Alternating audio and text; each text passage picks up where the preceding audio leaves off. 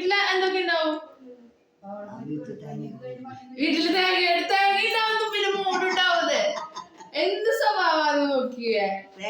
സാധാരണ വീട്ടിൽ എന്തുണ്ടാക്കുക നമ്മള് ഭക്ഷണം കഴിക്കാൻ? ഭക്ഷണം കഴിക്കാൻ സാധാരണ എന്താ ഉണ്ടാക്കുക? അതൊക്കെ തോമാശ്രീയുടെ പെരുന്നാളിന് ഫിലോനല്ല, അയ്യോ എന്താ പേര്, മേരി. മേരുമാമയുടെ വീട്ടിലുണ്ടാവും എന്നാണ് പറയുന്നത്. അച്ഛന്റെ വീട്ടില്. അച്ഛന്റെ വീട്ടിൽ പറഞ്ഞേ? അമ്മയുടെ വീട്ടിലുണ്ടാവും എന്നാണ് പറയണേ. അമ്മയുടെ വീട് കോട്ടപ്പടിയാണ്.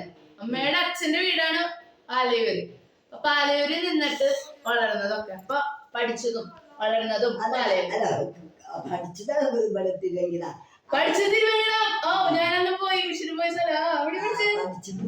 തിരുവനന്തപുരം സ്കൂളിൽ പഠിച്ചത്. അവിടെ കുർബാന ആയിക്കൊണ്ട് പാലയൂരാ.